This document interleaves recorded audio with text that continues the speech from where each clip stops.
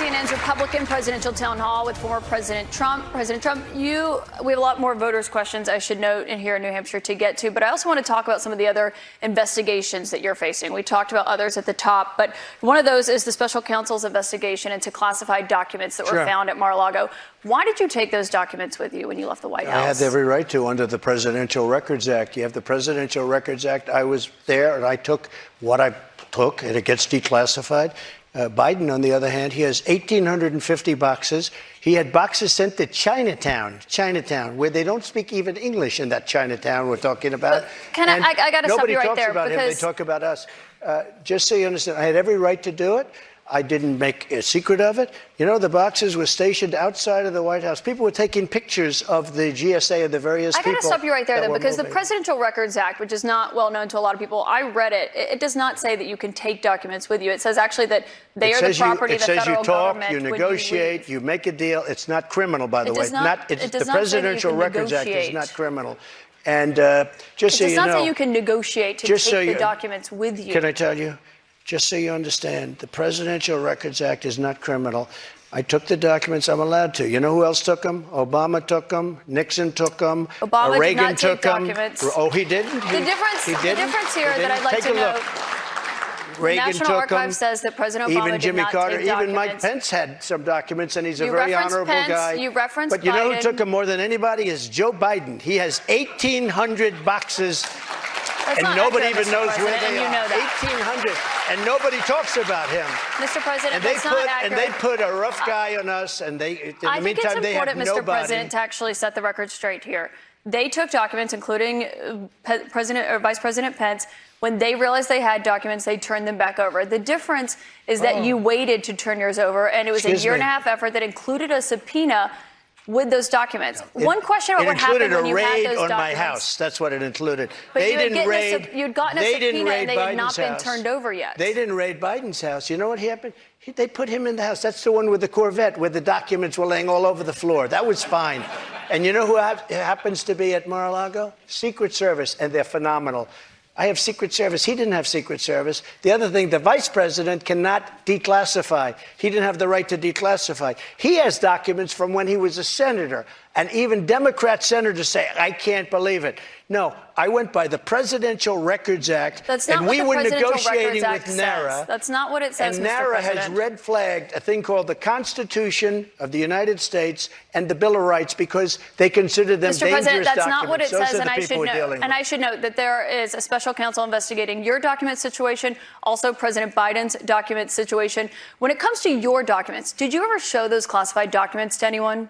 Not really. I would have the right to. By the way, they were declassified What do you mean, not really? after. Not that I can think of. Let me just tell you, I have the absolute right to do whatever I want with them. I have the right. I was negotiating with NARA. Do you know what NARA is? The National Archives. Extremely left group of people. Extremely left. And I was negotiating with them. All of a sudden, they raided my house. They didn't raid the house of Joe Biden. They didn't raid Obama. But Joe Biden didn't ignore a subpoena to get those documents back like you did. And so that's the question. 1,850 boxes. But that's the question that investigators have, I think, is why you held on to those documents when you knew the federal government was seeking them and then had given you a subpoena to return them. Are you ready? Are you ready? Can I talk? Yeah, what's the answer? Do you mind? I would like for you to answer the question. Okay, it's very simple to answer. That's why I asked it. It's very simple to. You're a nasty person, I'll tell you.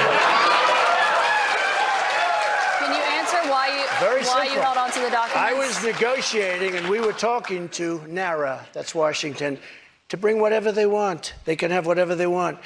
When we left Washington, we had the boxes lined up on the sidewalk outside for everybody. People are taking pictures of them. Everybody knew we were taking those boxes. And the GSA, the government service, the GSA was the one taking them.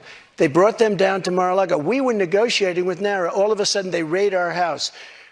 When Biden had his documents, he won't give back the 1,850 boxes. And you're going to find some real gems in there. But it was Biden who alerted them that he had the documents. The National Archives reached out to you to get your documents back. Why did you not turn them over when you got a subpoena asking for you to turn them over? We were negotiating with them as per as per the Presidential Records Act. We were negotiating with NARA. That's not what Very the nice Presidential people, Records Act says. I've but they seen got to it. love our Constitution a little bit more, and they shouldn't red flag it, by the way.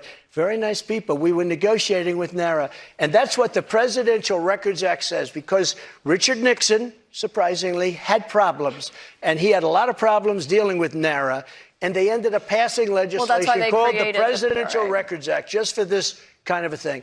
We were My dealing last with them. We question were on this talking. Excuse me. Wait a minute. subject, Mr. Wait. We were talking to them. We would have done it, but all of a sudden they raided the house. Now, why hasn't the FBI raided Biden? But I just explained to you Why? why. No. It's because he's the one, they alerted the 1,850 government that they okay. had those documents and had them come and get the documents Why from did his house. No, they My didn't question take for you, though, when it comes to documents, do you still have any classified documents in your possession? Are you ready? Do you? No, I don't have anything. I have no classified documents. And by the way, they become automatically declassified when I took them. But No, you why? have to declassify Let me them. ask you a question. Why is it that Biden had 9 boxes in Chinatown? And he gets a lot of money from China. Why is that? And There why, is no why evidence aren't of that, people? Mr. President. No, you no, cannot why say aren't that. There people is no bringing that evidence up? of that, Mr. And why don't President. they put this What guy you're Jack referring Smith to and his is an group office of that he of had. thugs? Mr. Why don't President, they put him in charge of that? I need to stop you right there because there's no evidence of what you just said there. What you're referring to there is an office that he had No. after leaving That's at the University vice of Pennsylvania. presidency. Wrong. He had a temporary office. But I want to ask you about another investigation You're so that you're wrong. facing. You don't know the subject. I do know the subject. He had and one I do at know University the of facts, Mr. Pennsylvania, President. but he also had I want to 9 move boxes on to another in investigation Chinatown. that you're facing, which is the one that's She doesn't happening understand in it. Georgia, where they are investigating there your efforts to overturn the election results in the state of Georgia. did At the nothing wrong. It was center a of perfect that, phone call. let me finish my question. At the center of that is that call that you had with the Secretary Perfect of State, call. Brad Raffensperger. Yeah, sure. Given the fact that there are indictments expected to come in that case this summer, is that a call you would make again today? Yeah, I called questioning the election. I thought it was a rigged election. I thought it had a lot of problems. I had I guess he's Secretary of State. I called. Listen to this. There are like 7 lawyers on the call, many of them from there. We're having a call. We're having a normal call.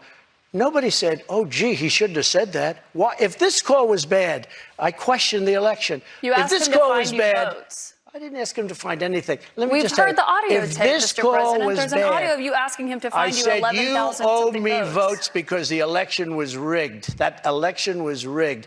And if this call was bad, why didn't him and his lawyers hang up? How dare you say that? This was a perfect Well, they were phone clearly call. concerned enough. They recorded the call, and I should note that, of This course, was a call that was made to question the results of election.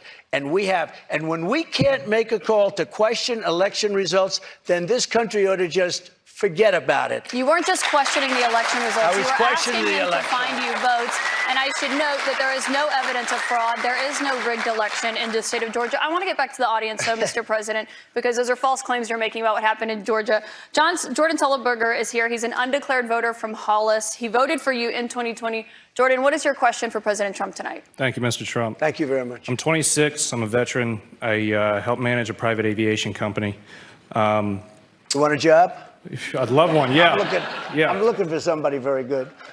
I'm not for mandates or government interference in private business, but Right. I've seen Republicans going after us like DeSantis after Disney. Right. What would you do as president to protect us from government interference? Well, I'm the one that really wants to protect you. All of these fake investigations of me are about election interference. They think because I'm leading Biden by 11 points, 7 points, 9 points, I'm leading DeSanctimonious by a lot, by 40 points or 45 points. I think he ought to just relax and take it easy and think about the future, because right now his future is not looking so good. I will tell you this. We are really putting it to Biden, but he's putting it to himself because the economy stinks, inflation is horrible, and the border is a disaster. And by the way he got out of Afghanistan was the single most embarrassing moment in the history of our country. Mr. President, I have one more question for you here tonight, and I think while we're in front of the voters here in New Hampshire, this is a fundamental question for you. You are running in the 2024 race. If you are the Republican nominee and you are in that 2024 race, will you commit tonight to accepting the results of the 2024 election? Yeah, if I think it's an honest election, absolutely, I would. Will you commit to accepting the results of the election regardless of the outcome? Do you want me to answer it again? If I think it's an honest election, I would be honored to. And right now, we are so far ahead of both Democrat and Republican. And you know what? If I don't win, this country is going to be in big trouble. It's so sad to see what's happening. But no commitment there on the accepting the results regardless of the outcome. If it's an honest election, correct, I will. Okay, so not committing to accepting the 2024 election results or acknowledging what happened in 2020. Go ahead. President Trump, I want to thank you for coming here tonight. This is an important conversation with voters to hear and to have. Thank you to our audience and to our host, St. Anselm College. CNN's coverage continues with Anderson Cooper and Jake Tapper. Thank you. Thank you very much. Thank you very much, Katie. Good job. Thank you, Katie. Thank you very much. I like you guys. We love New Hampshire. Thank you. Thank you, Woody. Good luck, Woody. Thanks, everyone. We're looking there at St. Anselm